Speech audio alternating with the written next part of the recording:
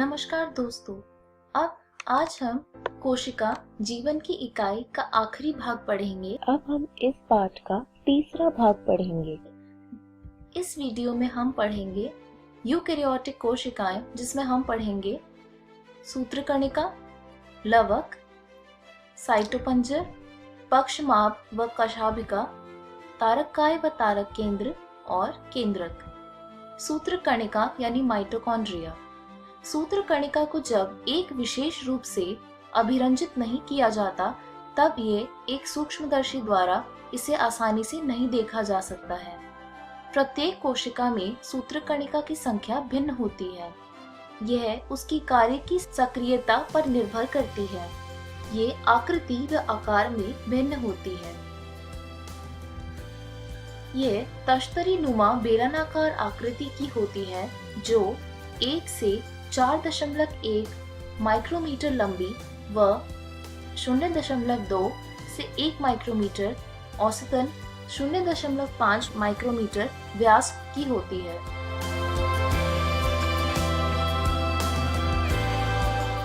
सूत्रकणिका एक दोहरी झिल्ली संयुक्त संरचना होती है जिसकी बाहरी झिल्ली व भीतरी झिल्ली इसकी अवकाशिका के दो स्पष्ट जलीय कक्षों बाह्य कक्ष व भीतरी कक्ष में विभाजित करती है।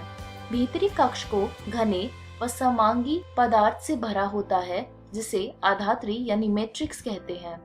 बाह्य कला सूत्रकणिका की बाह्य सतत सीमा बनाती है। इसकी अंतःझिल्ली कई आधात्री की तरफ अंतर्वलन बनाती है जिसे क्रिस्टी एक वचन यानी क्रिस्टो कहते हैं। क्रिस्टी इसके क्षेत्रफल को बढ़ाती है। इसके दोनों झिल्लियों में इनसे संबंधित विशेष एंजाइम मिलते हैं जो सूत्रकणिका के कार्य से संबंधित है। सूत्रकणिका का वायवीय श्वसन से संबंध होता है। इनमें कोशिकीय ऊर्जा एटीपी के रूप में उत्पादित होती है। इस कारण से सूत्रकणिका को कोशिका की शक्तिगृह कह सकते हैं। सूत्रकणिका के आधात्री में एकल वृत्ताकार डीएनए अणु व कुछ आरएनए राइबोसोम्स 70S तथा प्रोटीन संश्लेषण के लिए आवश्यक घटक मिलते हैं। सूत्रकणिका विखंडन द्वारा विभाजित होती है। लवक यानी प्लास्टिड। लवक सभी पादप कोशिकाओं एवं छोटी प्रोटोजोआ जैसे यूग्लेना में मिलते हैं। ये आकार में बड़े होने के कारण सूक्ष्मदर्शी से आसानी से दिखाई पड़ते हैं। इसमें विशिष्ट प्रकार के वर्णक मिलने के कारण पौधे भिन्न भिन्न रंग के दिखाई पड़ते हैं। विभिन्न प्रकार के वर्णकों के आधार पर लवक कई तरह के होते हैं, जैसे हरित लवक, वर्णी लवक, अवर्णी लवक। हरित लवक। हरित लवकों में पर्णहरित वर्णक व कैरोटिनॉइड वर्णक मिलते हैं जो प्रकाश संश्लेषण के लिए आवश्यक प्रकाशीय ऊर्जा को संचित रखने के लिए कार्य करते हैं। वर्णी लवक। वर्णी लवकों में वसा विलय कैरोटिनॉइड वर्णक जैसे कैरोटिन, ज़ैंथोफिल व अन्य दूसरे मिलते हैं। इनके कारण पादपों में पीले, नारंगी व लाल रंग दिखाई पड़ते हैं। अवर्णी लवक। अवर्णी लवक विभिन्न आकृति एवं आकार के रंगहीन लवक होते हैं जिनमें खाद्य पदार्थ संचित रहते हैं। मंड लवक में मंड के रूप में कार्बोहाइड्रेट संचित होता है जैसे आलू। तेल लवक में तेल व वसा तथा प्रोटीन लवक में प्रोटीन का भंडारण होता है। हरे पौधों के अधिकतर हरित लवक पत्ती में पर्णमध्योतक कोशिका में पाई जाती है। हरित लवक लेंस के आकार के अंडाकार, गोलाकार, चक्रिक व फीते के आकार के अंगक होते हैं जो विभिन्न लंबाई 5 से 10 माइक्रोमीटर व चौड़ाई 2 से 4 माइक्रोमीटर के होते हैं। इनकी संख्या भिन्न हो सकती है, जैसे प्रत्येक कोशिका में एक क्लेमाइडोमोनास हरित शैवाल से 20 से 40 प्रति कोशिका पर्णमध्योतक कोशिका हो सकती है। सूत्रकणिका की तरह हरित लवक द्विझिल्लिका युक्त होते हैं। उपरोक्त में दो में से इसकी भीतरी लवक झिल्ली अपेक्षाकृत कम पारगम्य होती है। हरित लवक के अंतः झिल्ली से घिरे हुए भीतर के स्थान को पीठिका यानी स्ट्रोमा कहते हैं। पीठिका में चपटे झिल्ली युक्त थैली जैसी संरचना संगठित होती है, जिसे थाइलेकॉइड कहते हैं। थाइलेकॉइड सिक्कों के चट्टों की भांति ढेर के रूप में मिलते हैं, जिसे ग्रेना या अंतरग्रेना थाइलेकॉइड कहते हैं। इसके अलावा कई चपटी बाह्य झिल्ली झिल्लीनुमा नलिकाएं जो ग्रेना के विभिन्न थाइलेकॉइड की भीतरी झिल्ली जोड़ती है, उसे पीठिका पट्टलिकाएं कहते हैं। थाइलेकॉइड की झिल्ली एक रिक्त स्थान को घेरे होती है। इसे थाइलेकॉइड अवकोशिका कहते हैं। हरित लावक की पीठिका में बहुत एंजाइम मिलते हैं जो कार्बोहाइड्रेट व प्रोटीन संश्लेषण के पट्टलिका के लिए आवश्यक है। इनमें छोटा द्विलड़ी वृत्ताकार डीएनए अणु व राइबोसोम्स मिलते हैं। हरित लवक थाइलेकॉइड में उपस्थित होते हैं। हरित लवक में पाया जाने वाला राइबोसोम 70S कोशिका द्रव्य राइबोसोम 80S से छोटा होता है। राइबोसोम जॉर्ज पैलेड ने 1953 में इलेक्ट्रॉनिक सूक्ष्मदर्शी द्वारा सघन कणिका में संरचना राइबोसोम को सर्वप्रथम देखा था। यह राइबोसोम न्यूक्लिक अम्ल व प्रोटीन के बने और किसी भी झिल्ली से घिरे नहीं रहते। यूकैरियोटिक राइबोसोम 80S व प्रोकैरियोटिक राइबोसोम 70S प्रकार के होते हैं। प्रत्येक राइबोसोम में उप इकाइयां बड़ी व छोटी उप इकाई होती हैं। यहाँ पर S यानी सेडवर्ग इकाई अवसादन गुणांक को प्रदर्शित करती है। यह उपरोक्त रूप में आकार व घनत्व को व्यक्त करता है। दोनों 70S व 80S राइबोसोम दो उप इकाइयों से बनते हैं। साइटोपंजर यानी साइटोस्केलेटन। राइबोसोम की संरचना प्रोटीन युक्त विस्तृत जालिकावत तंतु जो कोशिका द्रव्य में मिलती है, उसे साइटोपंजर कहते हैं। कोशिका में मिलने वाला साइटोपंजर के विभिन्न कार्य जैसे यांत्रिक सहायता, गति व कोशिका के आकार को बनाए रखने में उपयोगी है। और ये कुछ इस प्रकार के दिखते हैं। पक्षमाप व कशाभिका। पक्षमाभिकाएं व कशाभिकाएं रोम सदृश कोशिका झिल्ली पर मिलने वाली अपवृद्धि है। पक्षमाभ एक छोटी संरचना चप्पू की तरह कार्य करती है जो कोशिका को उसके चारों तरफ मिलने वाले द्रव्य की गति में सहायक है। ऊपर वाला चित्र पक्षमाभ का है और दूसरे वाला चित्र कशाभिका का है। कशाभिका अपेक्षाकृत लंबे व कोशिका की गति में सहायक है। प्रोकैरियोटिक जीवाणु में पाए जाने वाली कशाभिका संरचनात्मक रूप में यूकैरियोटिक कशाभिकाओं से भिन्न होती है। इलेक्ट्रॉन सूक्ष्मदर्शी अध्ययन से पता चलता है कि पक्षमाभ व कशाभिका जीव द्रव्य झिल्ली से ढके होते हैं। इनके कोर के अक्ष सूत्र कहते हैं, जो कई सूक्ष्म नलिकाओं का बना होता है जो लंबे अक्ष के समांतर स्थित होते हैं। अक्ष सूत्र के केंद्र में एक जोड़ा सूक्ष्म नलिका मिलता है और 9 द्विक अरीय परिधि की ओर व्यवस्थित सूक्ष्म नलिकाएं होती हैं। अक्ष सूत्र की सूक्ष्म नलिकाओं की इस व्यवस्था को 9+2 प्रणाली कहते हैं। केंद्रीय नलिका सेतु द्वारा जुड़े हुए एवं केंद्रीय आवरण द्वारा ढके होते हैं, जो परिधीय द्विक के प्रत्येक नलिका को अरीय दंड द्वारा जोड़ते हैं। इस प्रकार 9 अरीय तान यानी छड़ बनते हैं।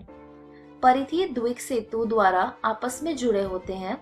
दोनों पक्षमाभ व कशाभिका तारक केंद्र सदृश संरचना से बाहर निकलते हैं, जिसे आधारिकाय कहते हैं। तारककाय व तारक केंद्र। तारककाय वह अंग है जो 2 बेलनाकार संरचना से मिलकर बनता है, जिसे तारक केंद्र कहते हैं। यह अक्रिस्टलीय परिकेंद्रीय द्रव्य से घिरा होता है। दोनों तारक केंद्र तारककाय में एक दूसरे के लंबवत स्थित होते हैं, जिनमें प्रत्येक की संरचना बैलगाड़ी के पहिए जैसी होती है। तारक केंद्र संख्या में 9 समान दूरी पर स्थित परिधीय ट्यूबुलेन सूत्रों से बना होता है। प्रत्येक परिधीय सूत्रक एक त्रिक होते हैं। पास के त्रिक आपस में जुड़े होते हैं। तारक केंद्र के अग्र भीतरी भाग प्रोटीन का बना होता है, जिसे धुरी कहते हैं। ये परिधीय त्रिक की नलिका से प्रोटीन से बने अरीय दंड से जुड़े होते हैं। तारक केंद्र पक्षमाभ व कशाभिका का आधारीय बनाता है और तुर्क तंतु जंतु कोशिका विभाजन की उपरांत तुर्क उपकरण बनाता है। केंद्रक यानी न्यूक्लियस। कोशिका अंगक केंद्रक की खोज सर्वप्रथम रॉबर्ट ब्राउन ने 1831 से पूर्व की थी। बाद में फ्लेमिंग ने केंद्रक में मिलने वाले पदार्थ जो क्षारीय रंग से रंजित होते हैं उसे क्रोमैटिन का नाम दिया। अंतरकाल अवस्था केंद्रक अत्यधिक फैली हुई व विस्तृत केंद्रकीय प्रोटीन तंत्र की बनी होती है जिसे क्रोमैटिन कहते हैं। केंद्रकीय आधात्री में एक या अधिक गोलाकार संरचनाएं मिलती हैं जिसे केंद्रक कहते हैं। इलेक्ट्रॉन सूक्ष्मदर्शी अध्ययन से यह स्पष्ट होता है कि केंद्रक आवरण दो समानांतर झिल्लियों से बना होता है जिसके बीच 10 से 50 नैनोमीटर का रिक्त स्थान पाया जाता है जिसे परिकेंद्रकी अवकाश कहते हैं। यह आवरण केंद्रक में मिलने वाले द्रव्य व कोशिका द्रव्य के बीच अवरोध का काम करता है। बाह्य झिल्ली सामान्यतः अंतर्द्रव्य जालिका से सतत रूप से जुड़ी रहती है व इस पर राइबोसोम भी जुड़े रहते हैं। निश्चित स्थानों पर केंद्रक आवरण छिद्र बनने के कारण विच्छिन्न हो जाता है। यह छिद्र केंद्रक आवरण की दोनों झिल्लियों के संगलन से बनता है। इन छिद्रों से होकर आरएनए व प्रोटीन अणु केंद्रक में कोशिका द्रव्य व कोशिका द्रव्य से केंद्रक की ओर आते जाते हैं। साधारणतः एक कोशिका में एक केंद्रक द्रव्य ही केंद्रक मिलता है, लेकिन ऐसा देखा गया है कि इनकी संख्या कभी कभी परिवर्तित होती रहती है। कुछ परिपक्व कोशिकाएं केंद्र रहित होती हैं, जैसे स्तनधारी जीवों की रक्ताणु व केंद्रक झिल्ली संवहनी पौधों में चालनी नलिका कोशिका। केंद्रकीय आधात्री या केंद्रक द्रव्य में केंद्रक व केंद्रक की संरचना क्रोमैटिन मिलता है। गोलाकार केंद्रक द्रव्य में पाया जाता है। केंद्रिका झिल्ली रहित वह संरचना है जिसका द्रव्य केंद्रक से सतत संपर्क में रहता है। यह सक्रिय राइबोसोम्स आरएनए संश्लेषण हेतु स्थल होते हैं। जो कोशिकाएं अधिक सक्रिय रूप से प्रोटीन संश्लेषण करती है उनमें बड़े व अनेक केंद्रक मिलते हैं। अंतरावस्था केंद्रक में ढीली ढाली अस्पष्ट न्यूक्लियो प्रोटीन तंतुओं की जालिका मिलती है जिसे क्रोमैटिन कहते हैं। अवस्थाओं व विभाजन के समय केंद्रक के स्थान पर गुणसूत्र संरचना दिखाई पड़ती है। क्रोमैटिन में डीएनए तथा कुछ क्षारीय प्रोटीन मिलता है जिसे हिस्टोन कहते हैं। इसके अतिरिक्त उनमें इतर हिस्टोन व आरएनए भी मिलता है। मनुष्य में एक कोशिका में लगभग 2 मीटर लंबा डीएनए सूत्र 46 गुणसूत्रों में बिखरा होता है। गुणसूत्र सिर्फ विभाजन कोशिकाओं में दिखाई देते हैं। प्रत्येक गुणसूत्र में एक प्राथमिक संकीकरण मिलता है जिसे गुणसूत्र बिंदु यानी सेंट्रोमियर भी कहते हैं। इस पर बिंब आकार की संरचना मिलती है जिसे काइनेटोकोर कहते हैं। गुणसूत्र बिंदु की स्थिति के आधार पर गुणसूत्रों को 4 प्रकारों में विभाजित किया जा सकता है: मध्य केंद्री, उप मध्य केंद्री, अग्र बिंदु, अंत केंद्री। मध्य केंद्री गुणसूत्र में गुणसूत्र बिंदु गुणसूत्रों के बीचों बीच स्थित होता है जिससे गुणसूत्र के दोनों भुजाएं बराबर लंबाई की होती है। उप मध्य केंद्री काइनेटोकोर सहित गुणसूत्र में गुणसूत्र बिंदु गुणसूत्र के मध्य से हटकर होता है जिसके परिणाम स्वरूप एक भुजा छोटी व एक भुजा बड़ी होती है।